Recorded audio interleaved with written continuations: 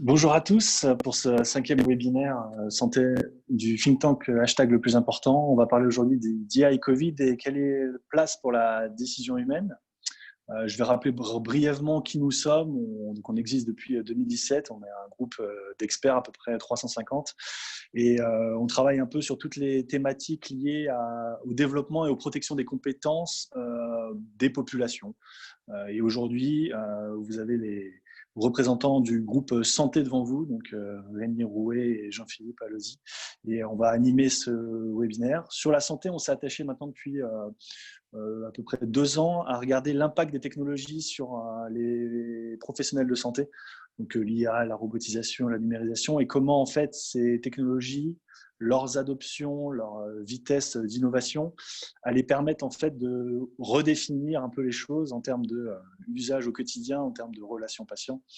Et on a initié en fait cette série de webinaires parce qu'on a pu voir justement avec la crise Covid, et Jean-Philippe reprendra juste derrière moi, des impacts intéressants dans la mise à l'échelle et en tout cas dans l'utilisation de ces nouvelles technologies. Donc, bien sûr, vous pouvez retrouver toutes nos propositions et nos travaux sur leplusimportant.org et nous rejoindre par ailleurs si cela vous intéresse.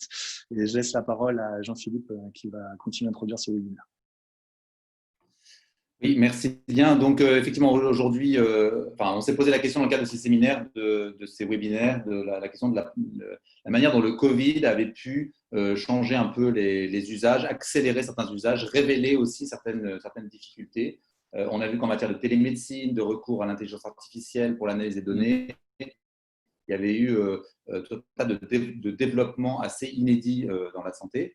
Et donc, on s'est posé la question au-delà de la gestion de la crise, des éléments un peu aigus, finalement, qu'est-ce qui resterait après cette crise et quels enseignements on pouvait tirer, notamment sur le sujet qui nous intéresse, qui est les impacts sur les professionnels de santé et sur les patients.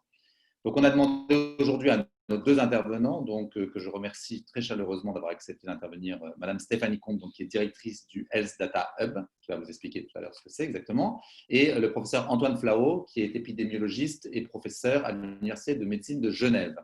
Et donc, on leur a demandé à tous les 2 de nous donner leur avis sur la manière dont l'intelligence artificielle avait pu, et la gestion des données, l'utilisation des données, avait pu être mobilisée pour cette crise, et demain, quels enseignements on pouvait tirer de tout ça.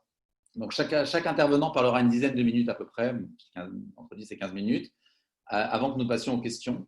Vous pouvez poser vos questions à tout moment en utilisant les boutons conversés en bas de votre écran et vous poserez vos questions et on les posera dans l'ordre d'arrivée. Et puis ensuite, donc ces séances sont enregistrées, elles seront mises en ligne sur notre site et puis sur des podcasts iTunes, Spotify, Deezer. Et vous pouvez aussi réagir pendant le webinaire sur les réseaux sociaux, sur Twitter, @le plus important, sur LinkedIn. Et puis, à l'issue de tous ces webinaires, nous ferons une synthèse pour compléter aussi le rapport que nous avons déjà commencé à élaborer. Donc, je laisse la parole sans plus tarder à Stéphanie Combe. C'est à vous. Merci beaucoup. Merci. Hop, je partage mon écran. Est-ce que vous le voyez bien? Parfaitement. Très bien. Écoutez, d'abord, merci beaucoup de m'avoir invité à intervenir. Je crois que j'ai 15 minutes, c'est ça, pour présenter un petit peu le hub. Donc, mes slides sont un peu plus touffus, mais elles pourront être partagées. Donc, je vais passer vite sur certaines d'entre elles, mais ça vous intéressera peut-être d'y revenir par la suite. Donc, l'idée, c'est de vous présenter un petit peu ce que c'est que le Health Data Hub et aussi la manière dont on a cherché, en tout cas, à se mobiliser pendant la crise sanitaire, puisque les données peuvent aussi venir à aider dans l'exercice de la gestion de la crise. Donc, le projet en tant que tel, il trouve un petit peu ses racines dans les travaux de Cédric Villani que vous aviez peut-être suivi au printemps 2018, qui faisait la promotion du partage des données dans différents secteurs, dont la santé. Sachant que dans le secteur de la santé, on a un certain nombre d'atouts, parmi lesquels notre patrimoine de données de santé, avec des belles cohortes connues au niveau international, une très belle base de santé médico-administrative qui a ses limites, mais qui a quand même l'avantage de porter sur l'ensemble de la population française, donc c'est une très grosse base. et des initiatives qui se mettent en place un petit peu partout sur le territoire, notamment au niveau des acteurs hospitaliers, pour créer des entrepôts de données cliniques. On est aussi réputé pour notre expertise médicale et mathématique. On a aussi certains programmes de financement. Après, on fait encore face à un certain nombre de freins. Notamment, on a parfois du mal à bien identifier les bases dont on dispose pour la recherche, où elles se trouvent, quelles sont les règles d'accès, les gouvernances, quels seront les outils disponibles pour traiter les données. On va avoir aussi un frein d'ordre technologique, puisque la data science et l'intelligence artificielle, c'est un domaine qui est en pleine expansion et qui n'est pas forcément autant utilisé que ça aujourd'hui sur des données de santé, parce que ça exige des capacités de stockage importantes, de calcul, certains logiciels qui ne sont pas toujours mis à disposition par les dépositaires des données de santé qui sont responsables de leur sécurité. Donc, face à ce constat, le président de la République avait annoncé au moment où Cédric Villani lui a remis son rapport la création d'un hub de données de santé. Donc, ça date de fin mars 2018. On avait mené une mission de préfiguration où on a auditionné un certain nombre d'acteurs. Donc, moi, j'étais rapporteure de cette mission. Je travaillais au ministère de la Santé à l'époque. Rapport qu'on a remis à la ministre Agnès Buzyn à l'époque en novembre 2018.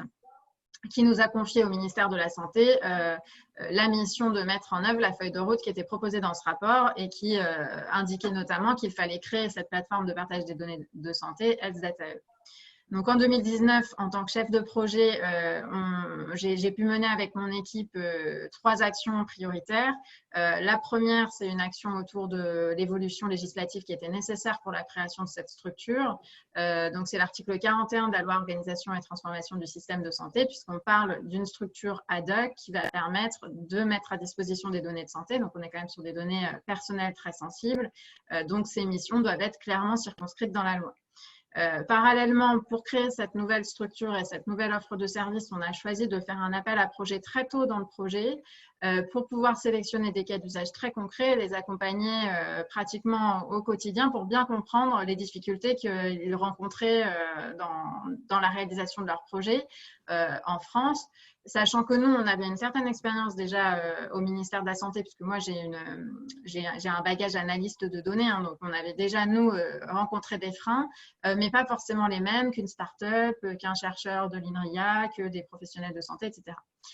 Donc, on avait sélectionné 10 projets parmi 189, ce qui montre bien l'intérêt de l'écosystème pour un outil de ce type-là. Parallèlement, on a mené un grand chantier technologique puisque l'idée, c'est de mettre à disposition une plateforme qui permettrait de recueillir un certain nombre de données, de les chaîner, de les mettre à disposition des utilisateurs à l'état de l'art. Donc ça, c'était un prérequis. Donc du coup, nous avons construit avec un axe très fort sur la sécurité des données une première version de la plateforme pendant toute l'année 2019 et cette plateforme, elle est rentrée en production là pendant la crise sanitaire. Donc, le Health Data Hub, c'est un groupement d'intérêt public. C'est une petite structure. On est 35 employés aujourd'hui. On a été créé fin novembre 2019. Donc, on a fait pas mal de recrutements en 6 mois. L'ambition, c'est d'arriver à 60-70 personnes. Mais c'est une structure qui représente l'écosystème de manière très large avec 9 collèges qui siègent au conseil d'administration et qui représentent les différents acteurs de l'écosystème de la donnée de santé. Elle a 4 missions principales. La mission de guichet unique qui avait déjà l'Institut national des données de santé qui existait avant le Health Data Hub et qui s'est transformé en Health Data Hub. Donc, c'est une mission qui est plus administrative et juridique, d'accompagnement dans les procédures d'accès aux données de santé. Et puis, toutes les missions qui sont plus tech, qui sont nouvelles, c'est-à-dire l'opération d'une plateforme sécurisée à l'état de l'art pour la mise à disposition des données aux utilisateurs qui le souhaitent. Ce n'est pas une obligation, il n'y a pas d'enjeu d'exclusivité. C'est un service qu'on souhaite proposer à ceux qui n'ont pas ces outils-là à disposition. Un catalogue de données, puisque l'idée, c'est d'identifier une collection de bases de données intéressantes pour la recherche et de les partager plus facilement. Évidemment, il n'y aura pas un fichier unique, une base de données de santé nationale avec toutes les données du pays, parce que ce serait impossible techniquement, probablement pas très raisonnable scientifiquement et certainement très, très cher financièrement. On a une dernière mission autour de la fédération de l'écosystème, puisqu'on a beaucoup d'initiatives très intéressantes sur le territoire et qu'on voit en fait qu'il y a un intérêt aussi à se faire connecter les initiatives, rencontrer les différents experts, donc entre les juristes, les analystes de données, les experts médicaux. Et c'est aussi quelque chose que le Health Data Hub pourrait porter. Là, je vais passer très vite sur cette slide, mais en gros, si vous prenez un projet qui vise à utiliser des données de santé du début à la fin, nous, ce qu'on va faire, c'est accompagner le porteur dans la partie cadrage de son projet et élaboration de son protocole. Ensuite, il va le déposer au niveau du hub qui vérifie juste que le projet est complet. Le hub n'intervient pas dans la décision pour un porteur de projet s'il va pouvoir être autorisé ou pas à traiter les données. Par contre, ce qu'on fait, c'est qu'on transmet le dossier à un conseil éthique et scientifique qui va instruire la qualité scientifique du dossier. Ce comité, il a 1 mois pour donner un avis. Et ensuite, si l'avis est favorable, le dossier est transmis à la CNIL, qui est la seule autorité habilitée à dire « OK, pas OK, ce porteur de projet-là peut traiter les données ». Donc, elle va regarder le périmètre de données considéré, est-ce que le porteur a demandé accès à trop de données par rapport à son projet, etc. Ce que nous, on travaille dans ce contexte-là, c'est la relation avec les partenaires qui partagent leurs données, notamment les modalités du partage. Une fois que le porteur est autorisé à traiter les données, par exemple une cohorte dans le hub, il faut que nous, on ait arrêté avec le porteur de la cohorte la manière dont cette cohorte sera valorisée sur le plan scientifique, si la mise à disposition est tarifée, combien va toucher le responsable de la cohorte, puisque l'idée, c'est aussi de pouvoir contribuer au financement et à la pérennisation des bases de données qui coûtent très cher. Donc, il faut qu'on mette en avant les acteurs, même si on part du présupposé qui est légal en France, que les données ne leur appartiennent pas, elles n'appartiennent pas aux établissements de santé, pas aux professionnels de santé. C'est un patrimoine qui se doit d'être partagé, néanmoins, pas à n'importe quelle condition. Et il faut quand même respecter les efforts qui sont faits au niveau des acteurs à l'origine de la collecte. Donc, ça fait 6 mois qu'on existe. On a approuvé notre feuille de route stratégique en janvier, qui s'organise autour de 4 axes prioritaires. Le premier, c'est autour du décloisonnement et de la qualité des sources de données. Très clairement, si dans 6 mois, il n'y a pas de données intéressantes dans le hub, dans les faits, il y en a déjà du fait de la crise sanitaire, mais dans la feuille de route initiale, l'objectif, c'était vraiment que dès 2020, on ait des bases partagées dans le S-Data Hub d'intérêt pour la communauté scientifique et de l'innovation. Ensuite, il y a vraiment un enjeu autour de l'usage des données avec une offre attractive, à la fois d'accompagnement et technologique, puisqu'on voit qu'aujourd'hui, c'est un vrai frein pour la réalisation des projets. Il y a également un enjeu de positionner la France dans un écosystème qui n'est pas que national. On voit qu'il y a des initiatives qui se mettent en place au niveau européen. Il y a évidemment des acteurs très dynamiques au niveau international, donc il faut qu'on se positionne là-dedans. Et il faut faire participer la société civile parce qu'on est quand même en train de parler de données de santé personnelle. Donc, il faut qu'on soit capable d'expliquer les enjeux relatifs à la réutilisation de ces données-là, voire, et ça, ce serait vraiment la vision que nous, on a envie de défendre, c'est qu'ils puissent être acteurs du système et qu'on puisse réaliser des projets qui leur soient directement utiles parce que même s'ils peuvent comprendre que les projets de recherche vont améliorer la prise en charge, la recherche médicale, etc., ils n'en voient parfois pas nécessairement le retour immédiatement.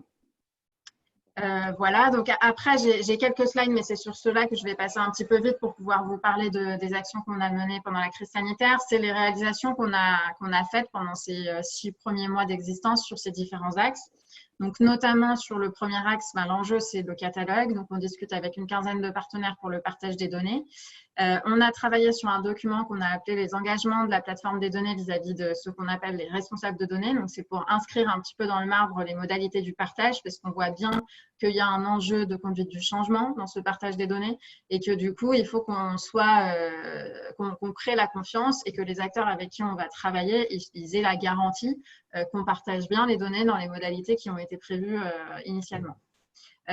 Sur le deuxième axe autour de l'offre de services attractifs, on a fait un travail sur la plateforme technologique que j'ai déjà un petit peu évoqué. On a aussi construit un kit de démarrage, donc de la documentation pour aider les porteurs de projets à comprendre la documentation qu'ils doivent produire pour être autorisés par la CNIL. Ce n'est pas nécessairement évident. C'est plus évident pour l'écosystème académique qui a l'habitude de remplir des dossiers pour des financements que pour des startups, par exemple. Donc, il faut qu'on fasse aussi plusieurs versions de ce matériel-là. Et puis, on a mis en place le CESRES, qui est ce fameux comité éthique et scientifique, qui est indépendant du hub, bien sûr, mais nous en assurons le secrétariat et c'est ce qui permet d'avoir une fluidité dans la gestion des dossiers. Sur la partie animation de l'écosystème au niveau international, on organise 2 événements principaux, un challenge data science avec la Société française de pathologie une école d'hiver, bon, c'était une école d'été, mais comme tout le monde, on a fait le choix de reporter dans le contexte du Covid. Et enfin, on a été identifié comme pilote de la participation française à l'action conjointe de la Commission européenne sur la création d'un European Health Data Space avec une volonté de faire quelque chose dans le secteur de la santé. Et globalement, ça reviendrait à fédérer des Health Data Hubs nationaux. Donc, on a identifié notamment que la Finlande avait mis en place un projet qui ressemblait pas mal au nôtre et on discute avec ce type d'acteurs.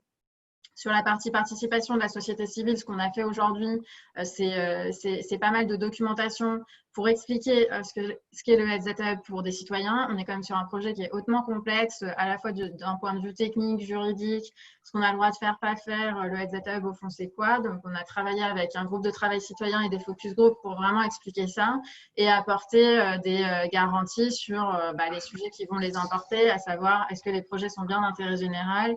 Est-ce que les données sont bien protégées? Est-ce que mes droits individuels sont bien respectés? Et comment je peux accéder à de l'information? Donc, notamment, on a un répertoire en ligne avec les différents projets qui sont listés si les citoyens veulent savoir qui a accès aujourd'hui en France aux données de santé. On voit qu'avec le Health Data Hub, je fais une petite digression, mais on met sur la table des sujets qui sont quand même traités depuis très longtemps en France. Enfin, le traitement du PMSI, par exemple, ça fait quand même plusieurs décennies que ça se fait, mais en fait, les gens n'en ont absolument pas conscience. Donc, il faut aussi nous, on va embarquer une visibilité sur le traitement des données de santé. On l'a vu dans certaines interactions avec des acteurs qui n'avaient pas perçu en fait que les données de santé étaient déjà utilisées depuis des années pour des travaux de recherche. Donc, il faut qu'on ne casse pas le mécanisme, il faut vraiment qu'on crée la confiance et qu'on explique pourquoi c'est important et pourquoi le Health Data Hub, lui, permet de faire aussi monter le niveau en termes de RGPD, de sécurité informatique dans la manière dont les données sont traitées. On a fait une page d'information sur les droits des citoyens et le répertoire public, je vous en ai déjà un peu parlé. Donc, sur la partie crise sanitaire, qu'est-ce qui s'est passé? Il y a un arrêté du 21 avril qui nous a permis de recueillir des données relatives à l'épidémie, donc ce qu'on appelle, nous, dans notre jargon, l'entrepôt Covid. Donc, c'est un peu une préfiguration d'une base du catalogue, mais autour des données qui vont permettre de faire des traitements sur le Covid. Donc, grâce à cet arrêté, on a pu commencer à mettre en place le dispositif cible. Donc, l'idée n'est pas à nouveau de rassembler toutes les données relatives au Covid de France, mais plutôt des sources de données qui sont utiles pour certains usages prioritaires. On a commencé avec les résumés de passage aux urgences, qui sont des données issues de Santé publique France et qui ont été mises à disposition de l'équipe du ministère pour notamment regarder le non-recours aux soins pendant la période du confinement. On a aussi aujourd'hui les données de l'assurance maladie qui remontent dans le hub, celles qui sont associées aux patients qui ont été hospitalisés pour Covid. On a plusieurs projets d'analyse de ces parcours de soins. Il y a aussi des projets sur l'impact des traitements au long cours sur le développement du Covid. Il y a également un projet qui mobilise des données cliniques de scanners thoraciques pour le développement d'outils d'intelligence artificielle pour le dépistage du Covid. Et enfin, d'autres projets, je ne vais pas tous vous les citer, mais autour des inégalités sociales de santé du Covid ou de la prise en charge notamment du cancer pendant la période du confinement. Parallèlement à la mise en marche finalement de notre organisation cible dans le cadre de la crise sanitaire, donc on a dû renforcer l'équipe, on a dû accélérer sur un certain nombre de points, donc il y a vraiment eu une mobilisation de l'équipe du Hub sur ces sujets-là.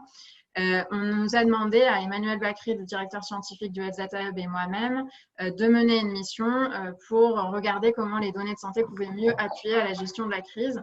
Donc, on a organisé ce travail-là avec un certain nombre de partenaires institutionnels. Le premier objectif, ça a l'air trivial, mais je pense que c'était quand même utile, c'était de cartographier les besoins et les initiatives en cours. Parce qu'en fait, on a énormément de gens qui se sont mobilisés très, très rapidement sur les sujets. Mais du coup, le corollaire de ça, c'est qu'on ne savait pas qui faisait quoi, quelles données pouvaient être mobilisées, comment. Enfin, c'est exactement les mêmes problèmes que d'habitude, mais de façon très condensée et très accélérée.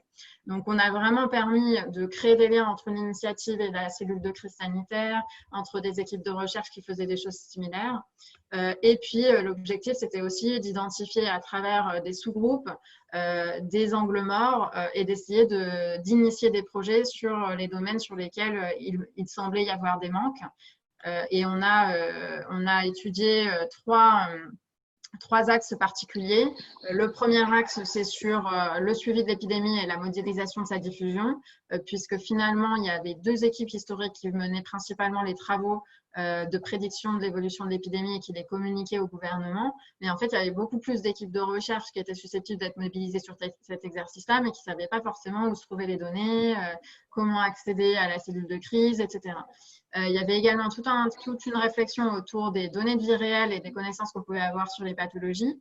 Les essais virtuels, hyper intéressants quand on n'a pas beaucoup de temps et qu'on doit avoir des insights avant le résultat des essais cliniques. Une réflexion autour des EHPAD, parce qu'il y a très peu de données qui sont remontées des EHPAD alors que c'était une population cible dans le contexte de la crise sanitaire. Donc, on a pas mal réfléchi à ces différentes problématiques-là. Et sur le 3e groupe de travail, on s'est intéressé à l'impact de la crise sanitaire sur les patients hors Covid, parce qu'évidemment, au moment du pic, tout le monde s'est préoccupé très fortement des cas Covid, ce qui est normal. Mais en fait, le confinement, il y a plein de choses qui ont eu un impact sur d'autres populations de patients et on n'était pas forcément capable de le quantifier parce qu'on ne savait pas forcément quelles données traiter ou comment y accéder. Donc, ça nous a permis d'élaborer une note avec des recommandations, avec l'idée qu'on n'est pas à l'abri d'une 2e vague potentiellement et qu'il faudrait qu'on soit prêt si elle devait advenir dans 6 mois. Donc, on a identifié notamment des sources de données qui sont manquantes aujourd'hui. On pense qu'il faudrait que les données de SAMU remontent de manière plus systématique. Il nous manque des données de la médecine de ville très clairement. Il nous manque les certificats de décès numérisés. Aujourd'hui, on n'a que 20% des certificats de décès numérisés et c'est absolument pas suffisant pour savoir ce qui se passe en ville. Et les données des EHPAD dont j'ai déjà un petit peu parlé. Et on a fait d'autres recommandations qui sont aussi un petit peu de l'ordre de la gouvernance parce que finalement, il y avait pas mal d'acteurs mobilisés sur les questions des données de santé, Santé publique France, l'adresse, la cellule de crise bien sûr, les ARS et c'était pas forcément très fluide le partage d'informations. Donc, peut-être qu'il y aurait eu besoin d'une coordination et c'est la même chose pour les modélisateurs. Il aurait fallu une instance qui puisse intervenir, challenger les modèles, partager, les enrichir, faire intervenir d'autres équipes et communiquer finalement ces résultats de modélisation au gouvernement avec peut-être un peu plus de grille de lecture parce que les choix derrière qui sont faits, ils ont un impact majeur. Donc voilà à peu près les travaux qu'on a menés. Je ne vais pas vous faire la liste des recos parce que je pense que ce ne serait pas très agréable, mais vous pouvez toujours les lire dans les slides. Je pense que j'ai à peu près résumé notre action en tous les cas. Je ne sais pas si j'ai tenu les délais, j'ai été un peu vite sans doute, mais… Non, c'est parfait, vous avez tenu pile un quart d'heure, donc c'est idéal. Merci beaucoup. Moi, j'avais juste une toute petite question sur, vous évoquiez les autres pays. Donc, vous disiez qu'il y a des initiatives comme le Health Data Hub. Ça n'existe qu'en France et peut-être un peu en Finlande ou il y a d'autres pays aussi? Alors, en fait, ça dépend. La Finlande est assez moteur sur le sujet avec un projet qui ressemble pas mal au nôtre et avec un focus sur l'intelligence artificielle. Mais sinon, il y a quand même des choses qui ressemblent au Health Data Hub, mais dans des versions un peu différentes. Par exemple, dans les pays d'Europe du Nord, dans ma compréhension, ils ont déjà mis en place, mais depuis super longtemps, des systèmes d'information pour partager des grands registres aux chercheurs. Après, il y a toujours des variantes. Par exemple, est-ce que les acteurs privés ont accès ou pas? Est-ce que c'est tarifé ou pas? Mais il y a d'autres acteurs qui mettent à disposition des données. Il y a aussi Israël qui est extrêmement moteur sur ces sujets-là. Bon, par contre, ce n'est pas gouvernemental, mais il y a un dispositif par un assureur qui a beaucoup de données et cliniques, et hospitalières et de ville, parce que ça fonctionne un peu différemment que chez nous, qui fait des partenariats avec des startups, avec des organismes de recherche. Mais par contre, ce n'est pas l'État qui donne accès aux données. Il y a plusieurs initiatives ressemblantes, mais de Health Data Hub tel que nous, on est en train de le concevoir en France, c'est vrai que l'exemple qu'on a identifié le plus proche, c'est plutôt l'exemple finlandais. Et l'Europe travaille, donc vous êtes sur un European Health Data Space. Donc ça, oui, c'est ça. Un Health Data Hub, des Health Data Hub. Exactement. Donc après, là, c'est le tout début. Le kick-off officiel n'a même pas encore eu lieu. Nous, on s'est mobilisé en France, on a commencé à identifier nos partenaires. Mais par contre, on a vu la liste des work packages. C'est exactement les mêmes questions qui vont se poser, à savoir les standards de données, comment on organise le partage, la gouvernance, l'architecture. Donc, on est sur exactement toutes les questions qu'on se pose nous aujourd'hui en France. D'accord. Très bien, merci beaucoup. Donc, on va passer la parole à professeur Flao. Donc, Stéphanie, vous pouvez… Oui, j'arrête le partage. Donc, professeur Flao, on a un accès qui s'améliore et qui s'élargit aux données de santé. Qu'est-ce qu'on en fait alors de ces données? Dites-nous un peu. Merci. Alors, je crois qu'il faut que vous m'activiez pour que je puisse partager l'écran. Là, pour l'instant, je ne peux pas. Ah oui, je vous avais mis tout à l'heure, mais nommé co-animateur. Voilà. Et voilà. Désolé. Merci bien, merci et bonjour à tous. Attendez que je mette quand même en mode… Je pense que là, maintenant, vous devez voir mon écran, non? Oui. Grand écran, projection, là, et puis ça va. Voilà, super. Très bien. Vous m'avez demandé de voir quelle était la place pour la décision humaine de l'intelligence artificielle dans la Covid-19. Donc, on va voir plusieurs volets, en fait, qui vont évidemment reposer sur la présentation qui vient de nous être faite par Stéphanie Combe. Tout d'abord, en diagnostic de précision, comme Stéphanie Combe l'a évoqué, on peut faire appel à l'intelligence artificielle, en particulier dans le domaine du diagnostic radiologique. Sur la gauche de l'écran, je montre une expérience qui a été menée à Stanford et où des algorithmes d'intelligence artificielle ont rapidement fait d'abord aussi bien et puis après même mieux que des radiologues patentés de Stanford pour la radiographie du thorax dans le cadre de la pneumonie. C'était il y a plus d'1 an, ce n'était pas du tout dans le cadre du Covid-19. Mais les Chinois ont repris cette idée-là pour faire du diagnostic et du dépistage assez rapide et assez efficace, avec une assez bonne sensibilité de la Covid-19 par des radiographies pulmonaires, par de l'IRM en réalité, qui a montré véritablement une efficacité très, très intéressante, sachant que le test diagnostique de PCR est un test qui a une sensibilité de l'ordre de 60 ou 70%, c'est-à-dire qu'il y a encore beaucoup de faux négatifs, c'est-à-dire de gens qui en réalité sont infectés, ont peut-être même des lésions pulmonaires, mais ne sont pas positifs avec le test de biologie, le test de PCR, et qui seront détectés grâce à cette radiographie. Donc ça, c'est un premier aspect de l'intelligence artificielle. Le deuxième aspect, c'est, on en a parlé longuement dans les données qui alimentent les travaux des modélisateurs, eh bien, la modélisation mathématique en matière d'épidémiologie est vraiment très peu performante. Et je me permets de le dire parce que je suis épidémiologiste et que je suis moi-même modélisateur de maladies émergentes transmissibles. Pour vous dire, il n'y a pas si longtemps, en 2015, voilà ce que le temple de l'épidémiologie moderne, les CDC d'Atlanta, ont prédit, c'est la courbe bleue, ils ont prédit plus d'1 200 000 cas au Libéria, et la courbe rouge, c'est ce qui s'est véritablement passé. En tout, il y a eu moins de 30 000 cas dans le monde entier avec Ebola, c'est beaucoup trop, mais ce n'est pas du tout à la bordure du trait que l'on se trompe. Donc on se trompe, et je n'égrenerai pas les exemples malheureux des prévisions épidémiologiques à long terme. Pourtant, en 2017, Google avait battu le champion du monde de Go. Donc, est-ce qu'on peut faire mieux avec l'intelligence artificielle aujourd'hui, avec l'ensemble des nouvelles technologies? Nous proposons de nous bloquer à 8 jours. On se refuse de faire des prévisions au-delà de 8 jours. Je n'hésite pas à dire que les prévisions au-delà de 8 jours sont farfelues. On peut faire des scénarios et parmi les scénarios, espérer que le possible se déroulera. Mais on ne sait pas aujourd'hui, pas beaucoup plus en économie, pas beaucoup plus en météorologie, prédire très loin. En tout cas, au-delà de 8 jours, très rapidement, on dit des bêtises. Alors, sur ce site que je vous ai mis ici en image, avec l'exemple de la France, qui est la courbe, les courbes que vous voyez sur le milieu de l'écran, et puis l'exemple d'une deuxième vague, puisqu'on parle beaucoup de la deuxième vague. Une deuxième vague est survenue en Arabie Saoudite, et on la voit bien. Dans d'autres endroits musulmans de la planète, en particulier à Djibouti par exemple, le déconfinement a eu lieu le 18 mai et la fête de l'Aïd a eu lieu le 24 mai, et semble-t-il la deuxième vague a suivi peu après. Donc, elle est possible. Vous voyez en France une courbe où il y a des données un petit peu erratiques parfois parce qu'il y a des compensations, des corrections. C'est la vie de l'épidémiologie, ce qui fait que le suivi du R, qui est la courbe du milieu, n'est pas très fiable lorsqu'il y a un grand pic de correction. Le R bondit. Le R, c'est le nombre de reproductions. La ligne rouge, c'est la ligne au-dessous de laquelle il faut essayer de contenir le R. Mais quand les données sont très basses, en pleine décrue, il suffit d'un correctif, il suffit parfois même une petite augmentation de cas liée par exemple à une augmentation du nombre de tests pour voir le R décoller sans qu'il y ait de vraie signification épidémiologique.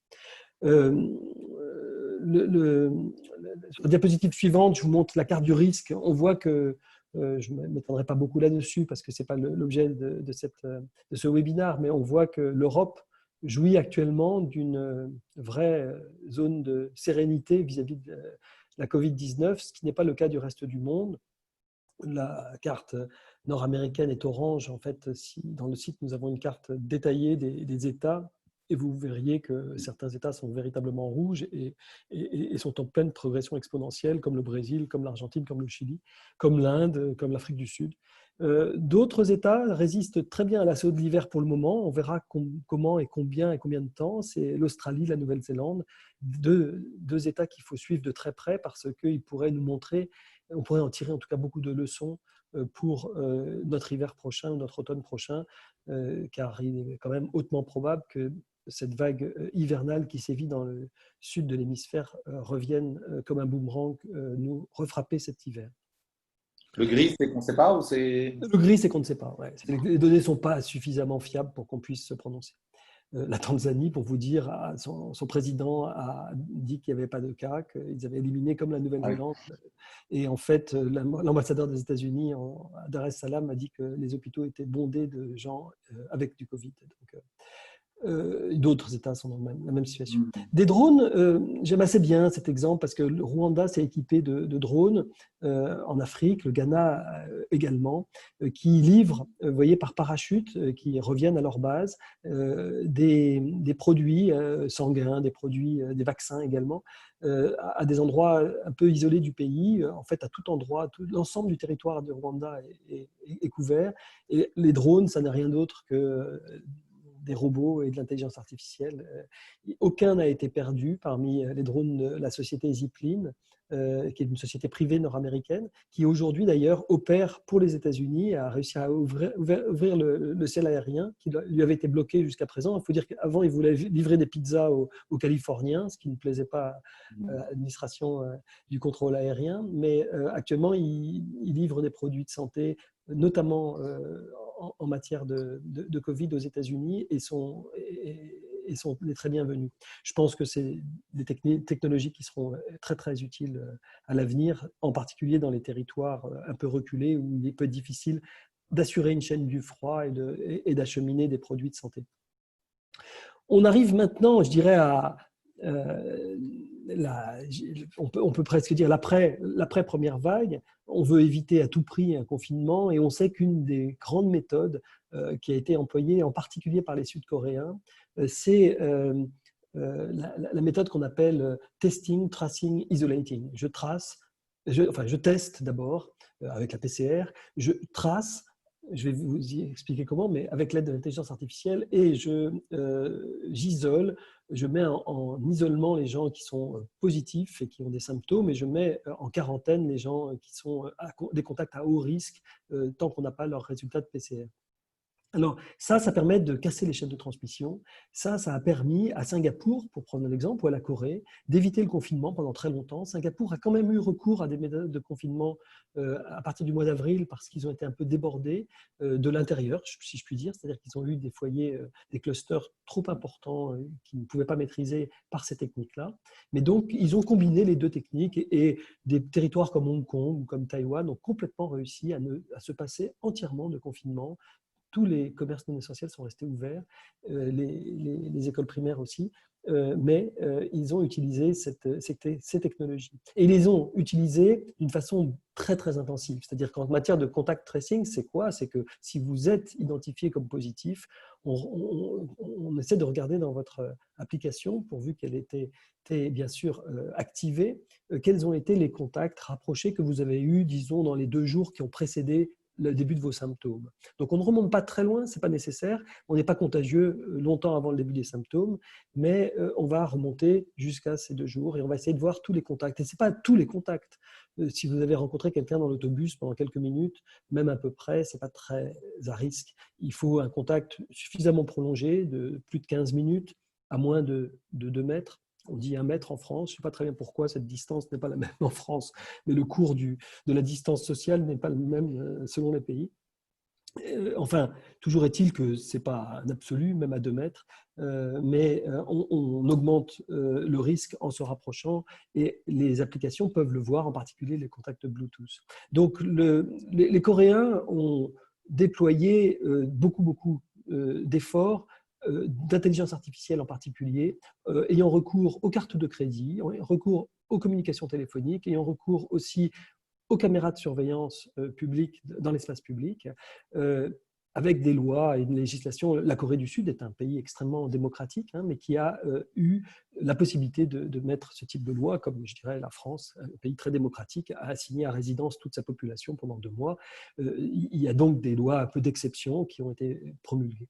Toujours est-il que l'Europe s'est équipée aussi d'un arsenal juridique plus contraignant en Europe, en particulier la RGPD, le règlement donc, général de protection des données, qui a imposé un certain nombre de standards d'anonymisation avec des méthodes un peu différentes que sont celles qu'ont choisies les Français sur les procédés qui sont à la gauche de l'écran, ou les Suisses qui ont plutôt fait appel aux GAFA, c'est Amazon et Google qui ne gardent pas les données, mais qui gèrent les données, alors que les données sont conservées pour des fins épidémiologiques par les Français. Donc, je dirais que l'enjeu va être de pouvoir déployer d'une façon probablement moins autoritaire que ça a été le cas en Asie du Sud-Est, parce que les Européens ne le souhaitent pas et les parlements ne l'ont pas accepté un peu partout en Europe, parce que ces outils vont être extrêmement utiles pour éviter le confinement. Mais ces outils ne sont pas les seuls. En fait, il faut aussi penser à la part de l'humain, c'est-à-dire qu'il est très clair que ce sont des armées d'enquêteurs qui vont permettre d'enquêter. Pour vous dire juste une chose, c'est qu'en France, on est aujourd'hui entre 200 et 500 nouveaux cas par jour de Covid-19. On peut dire qu'au-dessous de 1000, on est dans la zone de sécurité. 1000 cas par jour. 1000 cas par jour, c'est combien de contacts? Eh bien, c'est entre 10 et 15 000 contacts tous les jours qu'il faut aller investiguer. Il faut se dire qu'il ne faut pas que le dispositif disjoncte avant, à mon avis, 2 voire 3 000 cas par jour. Au-dessus de 3 000, peut-être qu'on sera contraint, si jamais ça arrive, à reconfiner le pays. Mais peut-être que l'on peut éviter de reconfiner le pays complètement en le laissant au-dessous de 2 à 3 000 cas, qui fera qu'on sera capable de ne pas avoir nos urgences, nos réanimations totalement engorgées. Et à mon avis, cet enjeu est de taille parce que pour tracer les contacts de 3000 cas, vous pouvez faire les calculs, mais il faudra un certain nombre de dispositifs. Certainement les applications, mais si les applications ne sont pas très utilisées, eh bien, il faudra pallier ce manque d'utilisation, notamment avec l'engagement d'enquêteurs, peut-être saisonniers, si je puis dire, ou en tout cas temporaires, mais qui viendront aider, et ça ne s'invente pas la veille de l'arrivée de la vague. C'est donc bien l'été, aujourd'hui, où il faut mettre à profit, en utilisant tous les dispositifs, peut-être en palliant aussi ce déficit d'utilisation par une meilleure communication autour de ces instruments, car au moins ils devraient faire inspirer confiance aux citoyens puisqu'ils sont très respectueux des règles de confidentialité et des règles de protection des données. Et ils ne sont pas dans l'état d'urgence, si je puis dire. Je voudrais aussi parler rapidement de techniques un petit peu plus modernes que celles qu'on utilise aujourd'hui dans la formation universitaire. Nous développons des simulateurs de crise sanitaire. Nous pensons que c'est à destination des professionnels de santé publique. Hein. Les chirurgiens connaissent ça depuis très longtemps. Stéphanie Krump parlait d'Israël et de son avancement dans toutes les technologies de l'information. Israël avait été parmi les premiers à développer des robots qui permettaient des simulateurs pour les chirurgiens en particulier. Je pense que, évidemment, hein, les pilotes d'avion savent ça très bien. Ils remettent leur licence chaque année sur la table. Il faut qu'ils aient des heures de simulation affichées au compteur pour pouvoir continuer à voler, bien sûr, et des heures de vol réelles aussi. Je pense que les professionnels de santé publique devraient aussi avoir des simulateurs de crise sanitaire et nous en développons avec les écoles polytechniques fédérales suisses. Simulateurs qui travaillent à la fois sur l'intelligence artificielle appliquée aux données pour aider la décision et la part humaine finalement à ajouter à cette analyse, c'est ça? Exactement, exactement. Je pense qu'en fait, ce sera d'ailleurs ma dernière diapositive de conclusion. Ce que nous souhaitons, c'est d'avoir une santé globale qui soit plus efficiente, plus précise aussi, qui permette d'être plus ciblée et le one size fits all, vous savez, la même recette appliquée à l'ensemble du monde ne marche pas nécessairement très bien. On pense qu'il faut toujours penser aujourd'hui à une planète en bonne santé, c'est-à-dire qu'il n'y a pas d'innovation acceptable si elles ne sont pas respectueuses de la planète. On souffre énormément de cela. Par exemple, il faut juste savoir que les masques de protection que je promeus beaucoup, qui sont une très très grande efficacité, qui sont un peu les préservatifs pour cette pandémie de Covid-19, sont aussi une source de pollution très importante. Et donc, il va falloir réfléchir peut-être à promouvoir plus des masques en tissu, des masques plus respectueux et aussi une gestion du déchet plus respectueuse. On n'a jamais autant produit de déchets plastiques parce que tous ces masques sont faits avec du pétrole, bien sûr. Ils sont synthétiques. Il faut fournir des services qui soient accessibles à tous. On n'est pas intéressé, nous, par des innovations qui ne seraient pas accessibles à tous. On est très intéressé par un nouveau vaccin, par exemple, à condition que ce vaccin soit accessible à tous ceux qui en auront besoin. Et puis, nous ne pensons pas qu'il faille être trop dogmatique dans la façon dont on va devoir régler le problème. Ce n'est pas avec de l'IA qu'on va régler tous les problèmes du monde, c'est avec cette combinaison entre IA et compétences humaines. C'est vraiment, je dirais, la conscience que l'IA pour le radiologue n'est pas là pour le remplacer ou le menacer. L'IA pour le radiologue est là pour l'aider, pour qu'il aille plus vite. L'IA pour le modélisateur n'est pas là non plus pour l'empêcher de faire ses modèles, mais il est pour que ces modèles soient plus précis et plus fiables aussi, et peut-être aillent un peu plus loin que 8 jours. Et puis enfin, l'IA dans le testing n'est pas là pour empêcher qu'il y ait une armée d'anges gardiens, comme on les appelle chez vous, je crois, ou en tout cas d'enquêteurs, mais qu'il puisse être aidé par tous les dispositifs possibles, pourvu que la population ait confiance dans les pouvoirs publics, confiance dans le respect de la confidentialité des données, de l'usage qui en est fait. Et donc, je crois qu'avec le Health Data Hub en France, vous êtes bien armés pour insuffler cette confiance et cette pédagogie qui manque parfois un peu dans les gestions de ces crises parce qu'on est dépassé par beaucoup d'enjeux et on a parfois des difficultés à faire passer un certain nombre de messages qui me paraissent extrêmement importants ici en matière de sécurité des données, de respect des personnes vis-à-vis de l'utilisation de ces données. Merci beaucoup de votre attention. Merci beaucoup. C'est vraiment passionnant ce que vous nous dites là. Moi, j'avais une question pour lancer un peu le sujet, une question pour tous les deux. Là, finalement, qu'est-ce qu'on va retenir parce qu'on voit la crise a poussé, a été un formidable accélérateur des usages des technologies de santé. Alors, sur le sujet qui nous intéresse aujourd'hui, qui est les données et la manière dont des intelligences artificielles peuvent nous aider à les comprendre, les interpréter, les projeter, et modéliser des modèles, enfin des prévisions épidémiologiques. Est-ce que ça va rester cantonné à une gestion de crise sanitaire et on attendra peut-être la prochaine pour se reposer la question, ou est-ce que c'est vraiment une tendance lourde et ça va accélérer l'utilisation des données dans la médecine en général? Comment vous voyez les choses? Stéphanie? Côté Health Data Hub, moi, je le vois un peu comme un accélérateur. Enfin, ce que j'ai observé de mon point de vue, c'est que le gouvernement s'est quand même beaucoup intéressé au sujet. Et la donnée, même si c'est plus totalement nouveau, c'est pas forcément toujours une priorité. Là, il y avait quand même beaucoup de gens qui se souciaient de la remontée des données et de leur exploitation. Après, ça a aussi mis en lumière les problèmes qu'il y avait déjà, notamment sur le partage des données, sur les aspects même de sécurité informatique et d'équipements technologiques, parce que faire remonter rapidement des données, ça ne veut pas dire les faire remonter par mail ou quoi. Donc, il faut pouvoir mettre en place les bonnes infrastructures. Donc je le vois comme enfin, j'espère que ce sera un accélérateur, mais ça a aussi pas mal mis en lumière des sujets qui sont difficiles à traiter et qu'il va falloir traiter. Après, j'ai vu qu'il y avait une mission qui venait d'être proposée au député Éric Bothorel sur la politique des données, mais moi, je trouve ça très bien. Ça va permettre de réinvestir ces sujets-là. Donc, moi, j'ai été indiquée dans la lettre de mission, donc je serai très contente de travailler avec lui sur le partage des données de santé. Mais c'est clair que le constat, c'est qu'on n'a pas non plus réussi, même avec un contexte de crise sanitaire, à lever toutes les barrières.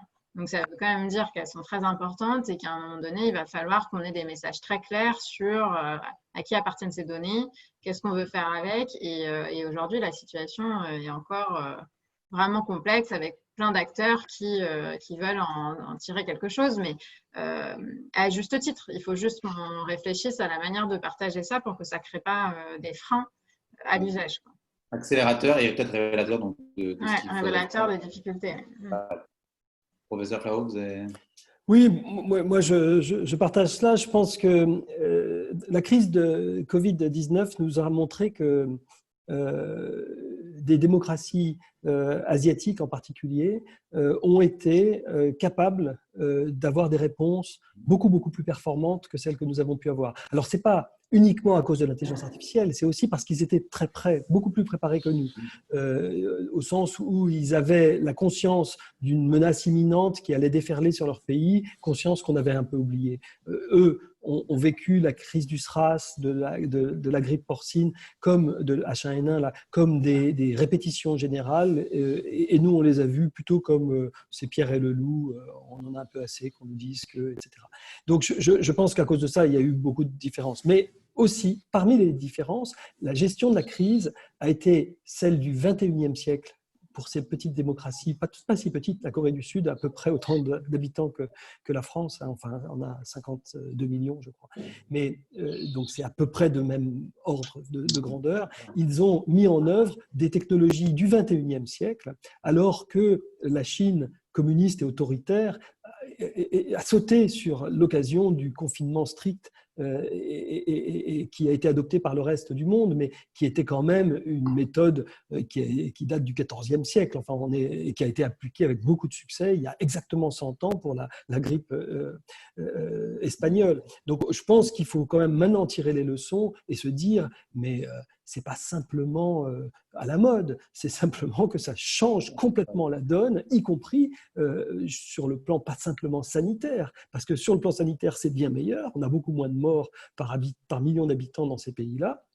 Mais en plus, sur le plan économique et social, c'est complètement différent. C'est des pays qui n'ont pas été confinés, c'est des pays qui ont continué à produire, qui ont continué à travailler de façon beaucoup plus importante que les nôtres. Donc, je pense qu'il y a une urgence aujourd'hui, c'est de tirer les leçons de l'intérêt de cette combinaison IA plus homme dans la décision sur ces crises sanitaires.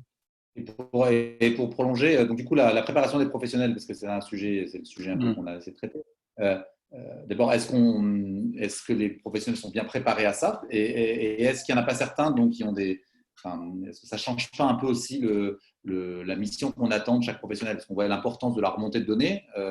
Est-ce qu'il faut l'intégrer plus dans des pratiques? Est-ce que voilà, pas avoir peur de l'outil, vous évoquez l'exemple des radiologues, pas avoir peur de l'outil, mais savoir bien l'utiliser. Et est-ce que dans les progrès qu'on a à faire pour mieux utiliser les outils, notamment l'intelligence artificielle en santé, on n'a pas aussi à mieux accompagner certains des professionnels qui peuvent voir ça comme un changement de leur métier ou un… Alors, je ne sais pas, je pense que Stéphanie Combe complétera avec son angle de vue. Hein. Il me semble qu'il faut écouter d'abord les craintes et les peurs des gens. C'est-à-dire que si les gens, certains professionnels par exemple, certains professionnels de santé disent ne transformez pas nos métiers derrière des écrans, nous sommes des soignants, on ne doit pas passer notre vie à faire du reporting, c'est une nouvelle forme de bureaucratie et beaucoup de médecins se plaignent, d'infirmiers également, d'avoir une partie qui devient non négligeable de leur activité à renseigner des champs dans des questionnaires ou dans du reporting. Donc je pense que oui, personne, à mon avis, aujourd'hui n'est réfractaire. On a une nouvelle génération de beaucoup de femmes, beaucoup de jeunes qui sont aujourd'hui aux manettes en matière de santé et qui ne sont pas du tout réfractaires à ces outils. Ils sont en revanche parfois soit suspicieux de ce que l'on va en faire, et je pense que l'Europe a ici beaucoup de leçons à donner au reste du monde en matière d'arsenal de protection juridique de ces données. Je pense que c'est vraiment les droits de l'homme qui sont en jeu ici, et c'est très important de ne pas vendre notre âme, y compris sous le prétexte de l'urgence, donc là-dessus. Et puis, par ailleurs, il y a de plus en plus aujourd'hui d'utilisation ludique, agréable de ces données, et que, par exemple, les gens, la plupart, vont sur Twitter, sur Facebook, sur un certain nombre de réseaux sociaux sans qu'on le leur demande. Et ce sont peut-être des infirmières ou des médecins, et peut-être que ces données-là seraient utiles à recueillir. Et aujourd'hui, on voit, on travaille avec l'École polytechnique fédérale de Lausanne, en particulier sur des fils Twitter qui sont très, très, très informatifs. On peut détecter des démarrages d'épidémies. On a pu détecter des démarrages d'épidémies d'Ebola en Afrique grâce à ce type de données. On peut détecter également des épidémies de grippe sous nos latitudes grâce aux réseaux sociaux. On a beaucoup plus d'ailleurs que simplement l'incidence. On a parfois la perception du public vis-à-vis de la vaccination, vis-à-vis des choses, parce que les fils Twitter sont beaucoup plus riches qu'une information qui serait… Donc je pense qu'il faut être assez… avant-gardiste, assez ambitieux et audacieux sur l'utilisation des données. Il y a beaucoup de données qui nous entourent, qui sont recueillies de façon très, très spontanée par beaucoup de gens, qui peut être également très, très utile, y compris dans les modèles mathématiques, y compris sur la dimension humaine et sociale, qui est souvent trop négligée par ces modèles mathématiques, qui sont parfois un peu trop simplificateurs dans ce domaine. D'accord. Merci beaucoup. Alors, je crois qu'on a des questions des participants. Ouais. On en a deux et je vais vous les poser. Elles sont sur le thème de l'IA. Donc, elles sont intervenues un peu suite aux présentations de Stéphanie Combe et du professeur Antoine Flao. Et je les pose dans l'ordre, mais je pense que vous pouvez répondre tous les deux si vous trouvez cela intéressant. Dans quel cas utilisez-vous ou envisagez-vous d'utiliser l'IA? Donc ça, c'était suite à l'intervention de Madame Combe. Et peut-être suite à la vôtre, professeur, vous parlez d'IA pour le diagnostic médical. Pensez-vous qu'on pourra aller jusqu'à la substitution des machines aux hommes pour la chirurgie? Donc on a deux types de questions, une peut-être un peu où on va falloir se positionner sur l'avenir, et une autre un peu plus dans le concret réel. Donc si vous pouvez répondre aux auditeurs, s'il vous plaît. Honnêtement, enfin, je ne sais pas jusqu'où on pourra aller et on est sans doute quand même globalement au début. Moi, j'ai juste vu quand même des choses intéressantes, des projets qui m'avaient été montrés à Grenoble, mais sincèrement, je ne maîtrise pas dans les détails, mais c'était de la chirurgie assistée par ordinateur. Je crois que c'était de la chirurgie du genou. Et c'était hyper intéressant parce que du coup, ça permettait d'être beaucoup plus précis dans les gestes, d'après ce que j'ai compris du dispositif. Avec des enjeux derrière moi qui m'intéressaient pas mal du point de vue des données, qui étaient l'évaluation de l'efficacité du dispositif et la difficulté notamment de ne pas pouvoir discerner dans les données la manière dont a été utilisé le dispositif et qu'en fait son efficacité dépend très significativement de si le praticien a été formé et sait correctement utiliser le dispositif. Du coup, ça ouvre plein de nouvelles problématiques sur l'évaluation de ces dispositifs. On ne peut pas juste dire la personne a pris tel traitement. Enfin, il y a aussi tout un protocole à valider. On pourrait croire que le dispositif a un effet moyen parce qu'en fait, on n'a pas su correctement accompagner les praticiens. Donc, je ne sais pas dire, moi, si ça va pouvoir remplacer, mais je pense qu'il y a énormément de cas d'usage extrêmement intéressants à développer et un accompagnement des praticiens pour intégrer ça dans la pratique à tous les niveaux. D'accord. Vous voulez un petit complément? Je pense que ce n'est pas tellement la substitution qui est intéressante, en tout cas en France, où il y a beaucoup de chirurgiens, et on n'est pas en Afrique subsaharienne. Mais en revanche, aujourd'hui, moi, je ne confierais pas mes yeux à un chirurgien, pour certains types d'opérations chirurgicales, à un chirurgien qui n'aurait pas un robot. Il faut les deux. Il faut le robot et le chirurgien. En effet, comme l'a dit Stéphanie Combe, le chirurgien qui sait manier le robot. En revanche, si vous êtes en Afrique subsaharienne, où il y a un radiologue par million d'habitants au mieux, parfois, il vaudrait peut-être mieux déployer des possibilités de mammographie pour les femmes et pour détecter des cancers du sein que ne pas en faire sous prétexte qu'on n'a pas de radiologue. Parce que peut-être qu'au moins, on arriverait à détecter un certain nombre d'images positives et que des chirurgiens pourraient s'en occuper parce qu'il y en a sur place pour s'en occuper après. Donc, si vous voulez, je pense qu'il faut voir dans quel contexte on est. En France, on n'est pas en pénurie de radiologues à ma connaissance, ni en pénurie de chirurgiens, et donc je ne vois pas pourquoi ce serait une substitution que l'on viserait. D'accord. Il y a des professionnels augmentés. Voilà, c'était plus ça, effectivement. Peut-être deux autres questions, parce qu'on a encore, voilà, quelques minutes avant de conclure. Voilà, tout à fait. Donc, encore une sur l'IA et une autour de l'hébergement des données. Donc, en quoi l'IA aurait-elle pu contribuer à la protection des personnes âgées et avec quel type d'outils? En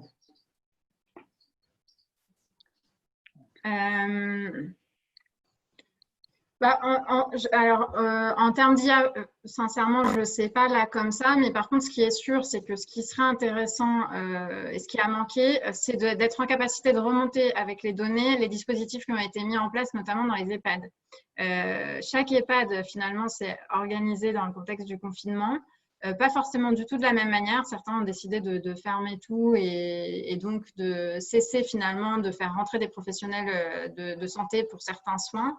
Alors certes, c'est une protection assez efficace, j'imagine, contre le Covid, mais qui peut avoir des répercussions à plus long terme pour tous les soins qui n'ont pas été donnés aux personnes âgées et qui va se concrétiser en perte d'autonomie accélérée. Et on n'a pas trop les données, donc c'est difficile de les remonter de manière automatique. En fait, ça marcherait sans doute mieux par une enquête, donc c'est un petit peu artisanal, mais ce serait hyper intéressant de mettre en corrélation les mesures qui ont été mises en place et les parcours de soins de ces personnes âgées. Moi, j'avais discuté avec quelqu'un de la Société française de gériatrie qui m'expliquait que même pendant les épidémies de grippe, on comptait les décès en hiver, mais qu'en fait, ça avait aussi des conséquences 3 mois plus tard sur les personnes sur lesquelles on avait beaucoup moins de documentation. Mais donc là, il y a aussi ce sujet post-Covid qui sera peut-être moins médiatisé parce qu'on sera sorti de la grande phase critique, mais néanmoins, il faut quand même qu'on regarde quelles mesures ont été mises en place et comment ça se traduit sur les parcours de soins des personnes. Après, si on avait eu des systèmes d'information de pilotage des EHPAD un peu harmonisés et que ces systèmes-là pouvaient du coup intégrer ces informations-là et les faire remonter dans un système centralisé, mais on aurait pu plus facilement mener ces études dès aujourd'hui. D'accord. Il y a encore de l'harmonisation effectivement à faire, mais ce sujet de l'harmonisation des systèmes et ce que vous expliquez sur l'interopérabilité des systèmes et des bases, c'est une condition nécessaire, mais il y a encore un chantier assez large devant nous. L'IA, il me semble que l'IA aussi peut être utile dans des données plus informelles, moins recueillies à dessein.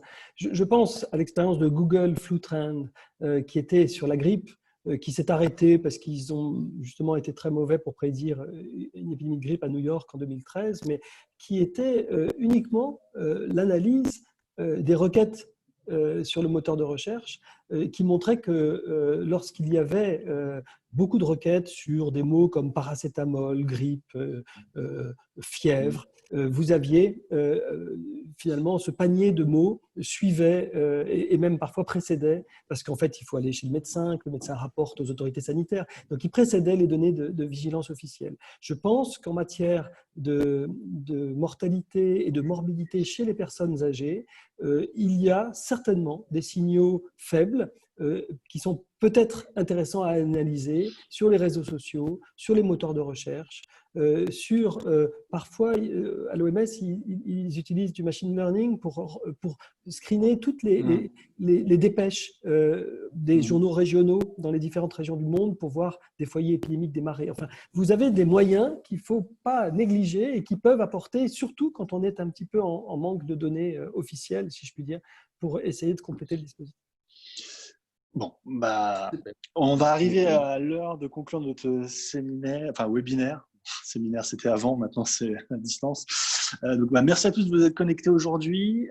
Donc, c'était le 5e webinaire, il y en aura un 6e, donc dans 15 jours, le 9 juillet, avec Dominique Pont et Guy Valencien pour comprendre en quoi la crise du Covid peut être vue comme, comment les techs peuvent modifier le métier des professionnels de santé. Donc, on espère vous y retrouver nombreux. Merci à vous deux pour vos interventions, vos participations. Et comme le disait Jean-Philippe en introduction, le webinaire sera mis sur les différents médias, Twitter, YouTube, etc. Et on pourra le revivre en live. Donc, merci beaucoup pour vos interventions et très bonne fin de journée à tous. Et merci aux participants pour les questions.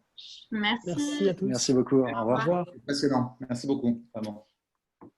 Au revoir. Au revoir. Au revoir.